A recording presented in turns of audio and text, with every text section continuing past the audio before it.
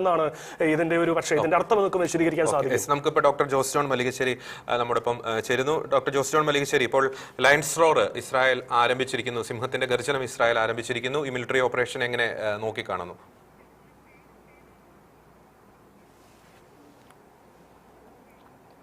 Sir ഒന്ന് unmute ചെയ്യാമോ? Sir മ്യൂട്ടാണ്, unmute ചെയ്യാമോ? ഓക്കെയാണ്, ഓക്കെയാണ്, പറഞ്ഞോളൂ സാർ, പറഞ്ഞോളൂ. ഓക്കെ, നമ്മൾ ഒരിക്കലും ഒരു യുദ്ധം സ്വാഗതാർഹമായ ഒരു സംഗതി അല്ലെങ്കിലും ഈ യുദ്ധം ഒഴിവാക്കാനാവില്ല എന്നുള്ളത് നമ്മൾ ഇതിനു മുൻപ് ചെയ്ത എല്ലാ പ്രോഗ്രാംസിലും പറഞ്ഞ ഒരു സംഗതിയാണ്. കാരണം ഇറാനെ സംബന്ധിച്ച് ഇറാൻ സ്വീകരിച്ച നിലപാടുകൾ അത് ഒരുതരം ആത്മഹത്യാപരമായ നിലപാടുകളായിരുന്നു അവരുടെ ഭാഗത്തുണ്ടായിരുന്നത്. അവർക്കൊരു ന്യൂക്ലിയർ എൻറിച്ച്മെന്റ് എന്നുള്ള സംഗതി അത് ന്യായീകരിക്കാനാവുന്ന ഒരു കാര്യമല്ല. നിങ്ങൾ എന്തിന് ഈ ന്യൂക്ലിയർ എൻറിച്ച്മെന്റിലേക്ക് പോകുന്നു എന്നുള്ളൊരു ചോദ്യം ഇറാന്റെ മുൻപിൽ ആര് വെച്ചാലും ഇറാന് അത് ന്യായീകരിക്കാനാവില്ല. കാരണം ഇറാനെ സംബന്ധിച്ച് എനർജി പർപ്പസിന് വേണ്ടി അവർ ന്യൂക്ലിയർ എൻറിച്ച്മെന്റ് നടത്തുന്നു എന്നുള്ളൊരു വാദം വിലപ്പോവില്ല. അവരെ സംബന്ധിച്ച് ഓയിൽ എൻറിച്ച്ഡ് ആയിട്ടുള്ള ഒരു രാജ്യത്ത് ന്യൂക്ലിയർ എനർജിയെ അവർക്ക് ഡിപ്പെൻഡ് ചെയ്യേണ്ട ആവശ്യമില്ല. അപ്പൊ ന്യൂക്ലിയർ എനർജിയെ ഡിപ്പെൻഡ് ചെയ്യുക അല്ലെങ്കിൽ അവർ ന്യൂക്ലിയർ ഫ്യൂവൽ കൊണ്ട് കൈകാര്യം ചെയ്യുക എന്ന് പറഞ്ഞാൽ അവർ ന്യൂക്ലിയർ എൻറിച്ച്മെന്റ് വഴി ന്യൂക്ലിയർ ബോംബ് ഉണ്ടാക്കാൻ ശ്രമിക്കുന്നു എന്നുള്ളത് തന്നെയാണ് അതിന്റെ ഉത്തരം.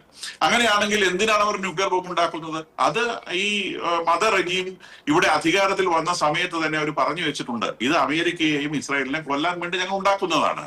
കാരണം ഈ റെജീമിന്റെ ഒരേ ഒരു ഉദ്ദേശം ഈ ഇറാനിലെ ജനതയ്ക്ക് നന്മ വരുത്തുക എന്നുള്ളതല്ല, നേരെ മറിച്ച് അമേരിക്കയെയും ഇസ്രായേലിനെയും കൊല്ലുക എന്നുള്ളതാണ് ഞങ്ങളുടെ ലക്ഷ്യം.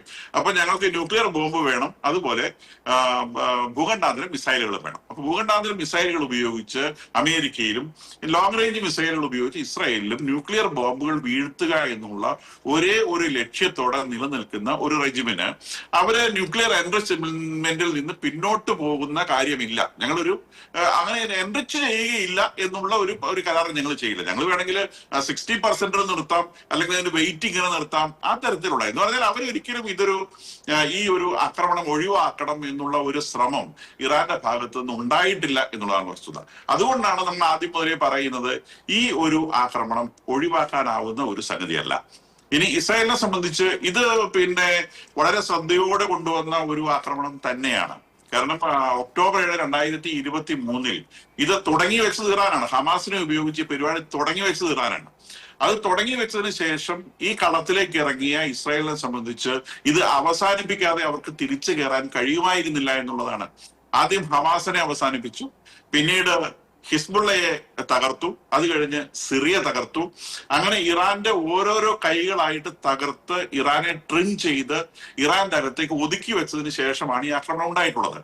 ഇതിനു മുൻപുള്ള പല ആക്രമണങ്ങളുടെ 12 ഡേ വാറിന് മുൻപ് തന്നെ സിറിയയിലുള്ള ഇറാനിലേക്ക് ഇസ്രായേലിൽ നിന്ന് പോകുന്ന വഴിക്കുള്ള എല്ലാ മിസൈൽ ഡിറ്ററൻസുകളും അവർ തകർത്ത് കളഞ്ഞിരുന്നു. അതിനെക്കുറിച്ച് ഇസ്രായേൽ പറയുന്നത് ഇസ്രായേലിൽ നിന്ന് ഇറാനിലേക്ക് അവരൊരു ഹൈവേ വെട്ടിയിട്ടിട്ടുള്ളതാണ്, വിമാനങ്ങൾക്ക് പറന്നു പോകാനുള്ള ഒരു ഹൈവേ. അതിനെ ഒരു തരത്തിലും തടയാനാവില്ല. കാരണം ഈ മിസൈൽ ഡിറ്ററൻസ് എന്ന് പറയുന്ന അല്ലെങ്കിൽ വിമാനവേധം എന്ന് പറയുന്ന വിമാനത്തെ തകർത്ത് കളയാനുള്ള സംവിധാനങ്ങളെ മുഴുവൻ സിറിയയിലായിരുന്നു പ്ലേസ് ചെയ്തിരുന്നത്. ആ സിറിയയിൽ അത് മുഴുവൻ തകർത്ത് കളഞ്ഞെന്ന് മാത്രമല്ല, സിറിയ ഇന്ന് ഇറാന്റെ ഭാഗത്തില്ല എന്നുള്ളതും ഒരു വസ്തുതയാണ്. സിറിയയിൽ ഇപ്പം ഭരിക്കുന്നത് ഇറാൻ അനുകൂലമായിട്ടുള്ള ഒരു സംവിധാനമല്ല. അപ്പം സിറിയയിലൂടെ ഫ്രീ ആയിട്ട് പറന്ന ഇസ്രായേലിന് ഇറാനിലേക്ക് എത്താൻ പറ്റും.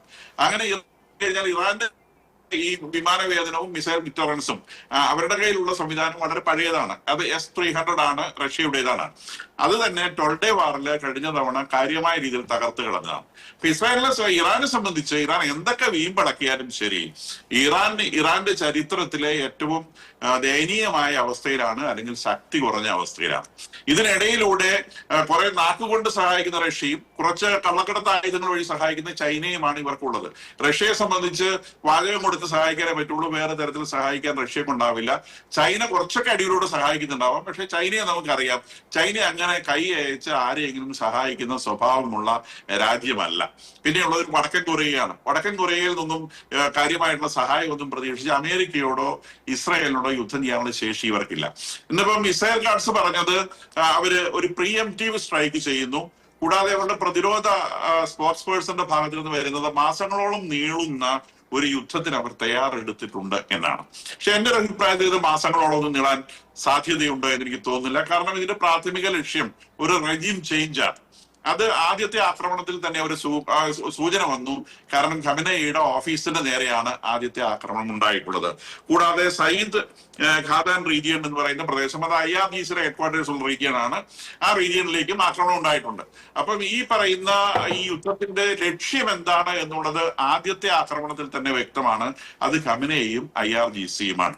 അപ്പം IRGCയുടെ ശക്തി നശിപ്പിച്ചു കളയുകയും ഖമനയെ തീർത്ത് കളയുകയും ചെയ്യുക എന്നുള്ള ലക്ഷ്യമാണ് ഈ യുദ്ധത്തിന് പ്രധാനമായിട്ടും ഉള്ളത് എന്നാണ് നമ്മൾ മനസ്സിലാക്കേണ്ടത്.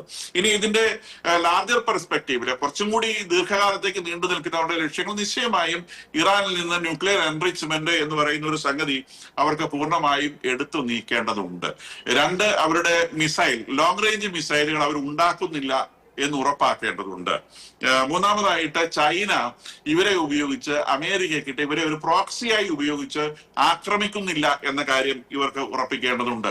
ഇനി അതിനെ കഴിഞ്ഞ് പരമപ്രധാനമായ ഒരു സംഗതി, പാകിസ്ഥാൻ ഇതിനകത്തേക്ക് ഇൻവോൾവ് ചെയ്യുന്നില്ല എന്നുള്ള കാര്യവും അവർക്ക് ഉറപ്പിക്കേണ്ടതുണ്ട്. അപ്പൊ ഇതിൽ ഇന്ത്യൻ പ്രധാനമന്ത്രിയുടെ ഈ ദിവസങ്ങളിലെ ഇസ്രായേൽ സന്ദർശനത്തിന് ഇതുമായി എന്തെങ്കിലും ബന്ധമുണ്ടോ എന്ന് പോലും ഒരുപക്ഷെ അന്താരാഷ്ട്ര മാധ്യമങ്ങളിൽ സംശയം വരുന്നുണ്ട്.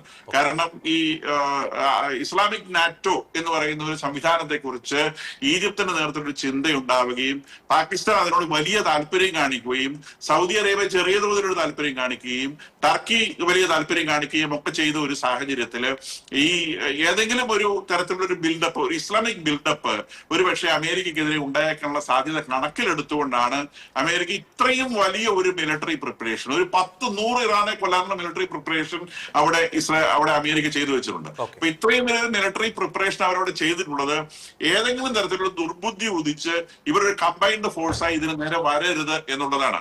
ഇനി മോഡിയുടെ ഈ ഇസ്രായേൽ സന്ദർശനത്തിൽ നിശ്ചയമായും ഈ പാകിസ്ഥാന്റെ ആണവായുധം ഒരു ഡിസ്കഷൻ ആയിരുന്നു എന്നുള്ളത് ഒരു വസ്തുതയാണ്. പല അന്താരാഷ്ട്ര മാധ്യമങ്ങളിലും അത്തരം സൂചനകൾ വരുന്നുണ്ട്. അപ്പം ഈ ഒരു ഇസ്ലാമിക് കൂട്ടുകെട്ടുണ്ടായി. അതിന്റെ ഭാഗമായി ഈ ന്യൂക്ലിയർ ത്രെട്ട് എന്ന് പറയുന്നത് ചെറിയൊരു കാര്യമല്ല.